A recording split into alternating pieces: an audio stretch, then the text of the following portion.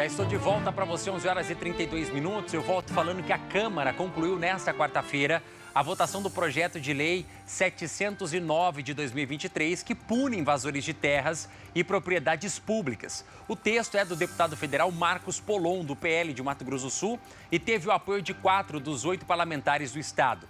Sendo eles, além do próprio Marcos Polon, Rodolfo Nogueira, que também é do PL, Dr. Luiz Ovando, que é do Progressista, e o deputado Beto Pereira, do PSDB.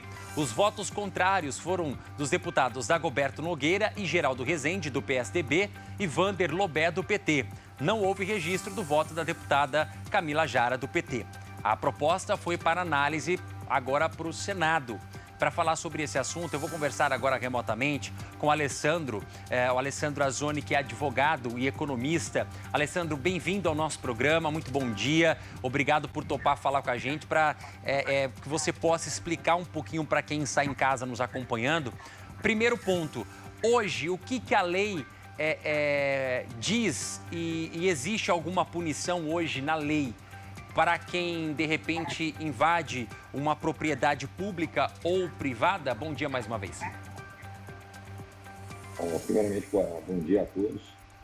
Realmente tem. Hoje a legislação ela acaba tendo o Código Penal com 2 artigos, né, que é o artigo 161 e o artigo 202, praticamente, que falam sobre as sanções, mas as penas são muito pequenas, né? Porque estamos falando assim, no 61, que fala do fato de você invadir propriedade, praticamente com a demarcação, essas questões de terra, ela fala de 1 ano a 6 meses. Então, praticamente, se a pessoa for um réu primário, provavelmente nem pena vai cumprir, só que o dano foi ocasionado.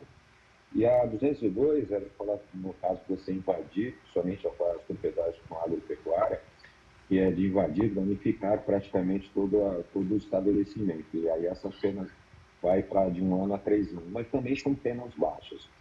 Eu acho que as sanções elas devem ser muito mais, como está proposta, né?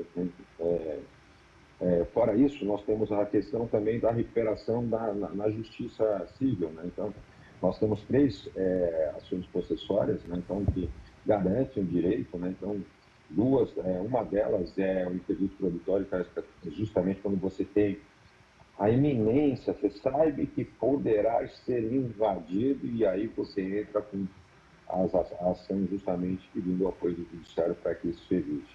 As outras 2 já são quando você já está iminente, você já está invadido, praticamente você teria que fazer a reintegração de posse ou até a manutenção da posse.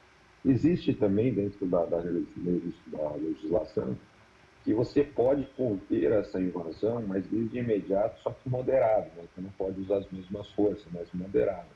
Então, ela se torna assim, existe algumas ações que dão o direito de você recuperar isso daí, só que, para essas questões desses movimentos muito politizados, eles acabam fazendo invasões mais a nível político, a nível de provocar o governo do Estado, a nível de provocar a questão do governo federal para algumas atitudes de reforma agrária, isso acaba criando movimentos políticos. Então, isso acaba...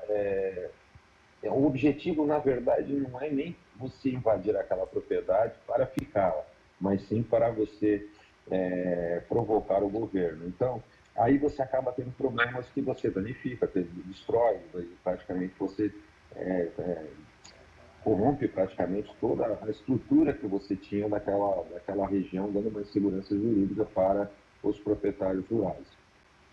Certo. O Alessandro, hoje a gente sabe, então, basicamente, né, que por mais que possam existir meios legais para você talvez impedir nessa previsão de que possa invadir a sua propriedade, nós sabemos que na prática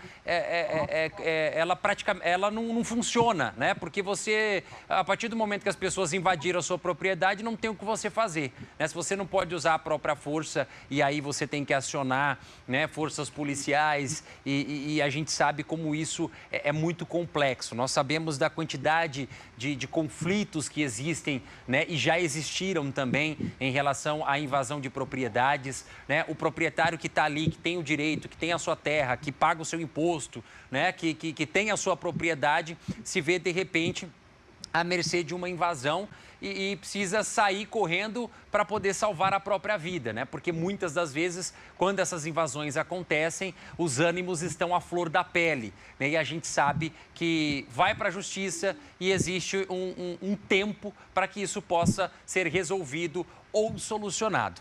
Agora, com essa votação desse projeto, que passou, findou então ontem na Câmara dos Deputados, seguiu para o Senado.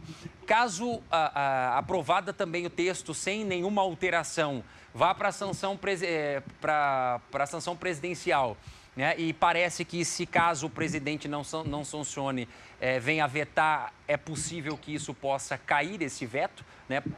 Pela ampla votação que teve na Câmara dos Deputados, e certamente deve passar no Senado. Mas o que muda na prática, então? Quais são as punições que estão previstas nesse texto para punir as pessoas que porventura cometam algum tipo de invasão, propriedade pública ou privada? Porque essa acho que é o principal ponto. As sanções são mais administrativas do que penais, mas elas são muito assertivas, porque quando você faz uma invasão de uma propriedade, obviamente essa pessoa vai querer a demarcação de terra pelo INCRA, ela vai querer entrar no projeto de reforma agrária, vai querer receber benefícios tipo Bolsa Família, Bolsa Auxílio Emergencial, ele vai querer receber, fazer parte dos programas sociais, e além da própria questão do programa de receber verbas para a questão até dos assentamentos. Geralmente, quando a pessoa faz essa invasão, ela, lógico, depois vai recorrer a esses benefícios. Essa lei, ela vai cortar praticamente tudo isso. Se você fizer uma invasão, automaticamente você vai ficar fora. Você vai ficar fora de todos os programas sociais, de todos os benefícios, vai ficar fora do projeto de reforma agrária, de demarcação. Então, da Minha Casa e Minha Vida, você sai de tudo, não vai poder prestar concurso público, não pode assumir cargos públicos. Então, a pessoa que estiver diretamente envolvida numa invasão, ela praticamente perde todos esses direitos. Então, o que vai adiantar ela ter uma propriedade? E ele não vai ter como fazer a manutenção dessa propriedade, porque ele não vai se fazer jus aos benefícios que o governo dá. Então, eu acredito que essa norma, essa nova legislação, eu acredito que vai ser vetada, vai ter um veto presidencial, vai ter derrubar da Câmara, e assim que ele entrar em vigor, eu acho que isso ajuda muito até o próprio governo federal, porque assim, nós tivemos algumas ações que foram feitas, orquestradas pelos movimentos sem terra, que invadiram o Embrapa, invadiram a própria Embrapa, ou até propriedades do governo que estavam, assim, que demonstra que essa queda de braço político vai perder sua força. Porque se eu fizer uma invasão sem que eu tenha,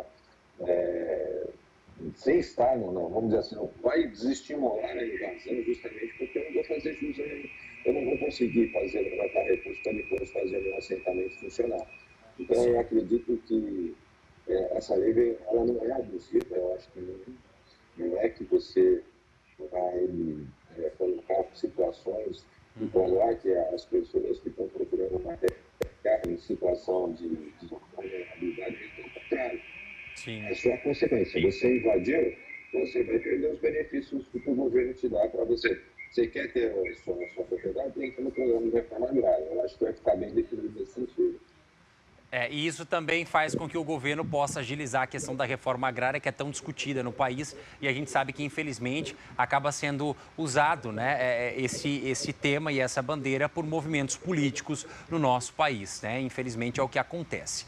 Ô, Alessandro, eu quero agradecer sua participação aqui conosco. Muito obrigado, viu, por contribuir com a gente aí, para trazer uma análise e também falaram tecnicamente, né, e também na prática, o que isso deve mudar aí em relação à questão da garantia da propriedade privada e para que não haja desentendimento, né, entre as pessoas que querem a sua propriedade e aquele que já tem e não merece ser invadida. Muito obrigado.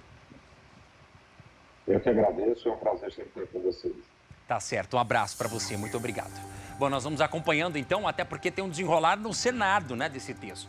Tem um desenrolar no Senado, mas certamente, ao que tudo indica, pelo cenário que está traçado, deve ser aprovado também no Senado, né? Essa é a expectativa. A expectativa é que o projeto como está, até porque na terça-feira eles começaram a votar e foram feitas 2 ressalvas em relação ao texto.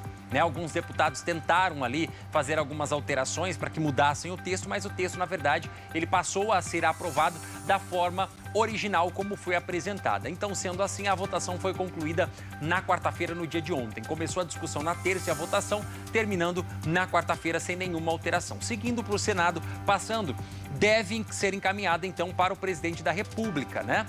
Que não sabemos qual vai ser o posicionamento, se ele vai sancionar ou se ele vai vetar totalmente ou parcialmente o projeto. Mas o cenário que está desenhado é de que, caso seja vetado, possa esse veto ser derrubado, então, pela Câmara e pelo Senado também. A gente vai acompanhando, então, os próximos passos do projeto de lei.